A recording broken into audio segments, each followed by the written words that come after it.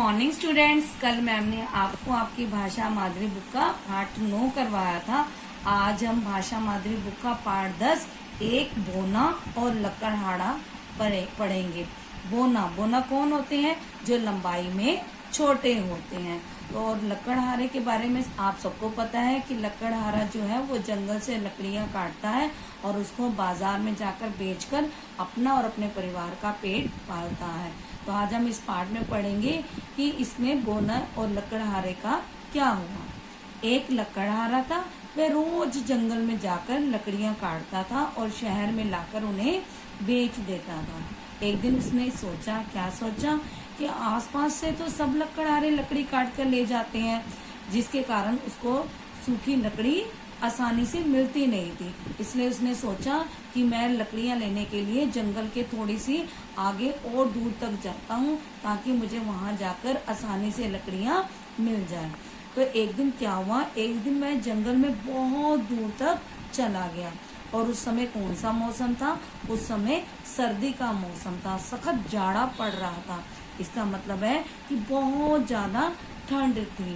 ठंड के कारण हम जैसे ठंड में हमारे हाथ पांव ठिठुर जाते हैं, ठंडे हो जाते हैं, तो वैसे ही लकड़हारे के जो हाथ पांव हैं वे बहुत ठंडे हो गए थे।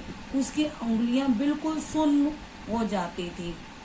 इसलिए वह थोड़ी देर बाद कुल्हाड़ी रख देता और उसके बाद उसने क्या किया, अपनी दोनों हथेलियों को मुंह के पास ले जाकर खूब जोर से फूंक मार रहा था, जिससे वह गर्म हो जाए। हम भी क्या करते हैं, जब हमें सर्दी में बहुत ज्यादा ठंड लगती है तो हम अपने हाथों को आपस में रगड़ते हैं, जिससे कि हमारे हाथ गर्म हो जाते हैं, या हम हाथों के ऊपर अगर फूंक मारते हैं तो उससे भी हमारे हाथ गर्म हो जाते हैं। एक बोना लकड़हारे को यह सब करते हुए देख रहा था। वह देख रहा था कि कैसे लकड़हारा बार बार अपनी हथेलियों पर फूंक मार रहा था। तो उसे बार बार फूंक मारते देखकर बोना सोच में पड़ गया। जब उसकी समझ में कुछ ना आया तो वह ठुमक ठुमक कर उस लकड़हारे के पास गया और उसने लकड़हारे को जाके कहा, नमस्ते, क्या मैं आपसे एक बात पूछ सकता हूँ? अब लकड़हारे ने जब देखा कि उसके सामने एक अंगूठे के बराबर का आदमी था और वह बहुत आश्चर्यचकित रह गया। आश्चर्यचकित का मतलब है हैरान हो जाना। मैम ने आपको पहले ही बताया कि बोने कौन होते हैं? जो लंबाई में कद में छोटे होते हैं।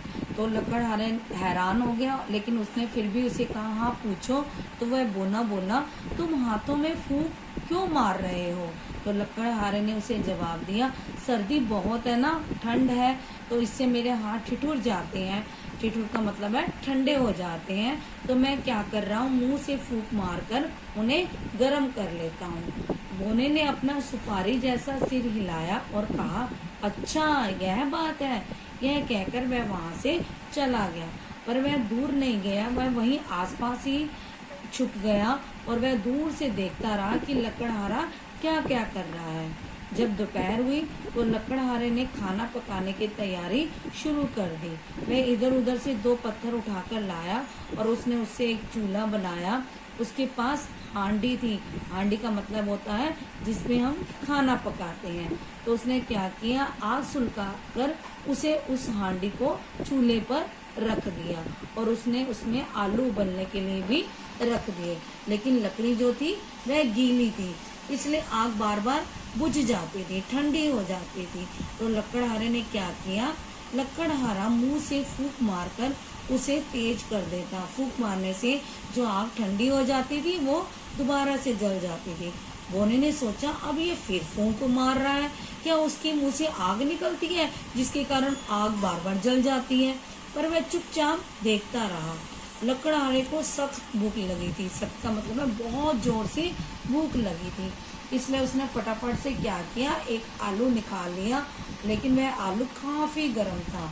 उसने उसे खाना चाहा, लेकिन वह आलू बहुत गर्म था और लकड़हारे को बहुत जोर से भूख लगी थी। इसलिए लकड़हारे ने क्या किया, इसलिए वह उसे फूंक मारकर ठंडा करने लगा। उसे ऐसा करता देखकर बोने को फिर बहुत हैरानी हुई। उसने सोचा, अब ये फूंक क्यों मार रहा है? अब क्या आलू को भी फूंक मारकर जलाएगा? पर आलू तो जल नहीं रहा। तो लकड़हारे ने फूंक मार मार कर उसे ठंडा कर लिया और उसे गप गप का मतलब है जल्दी जल्दी खाने लगा। तो आज हम इतना ही पढ़ेंगे।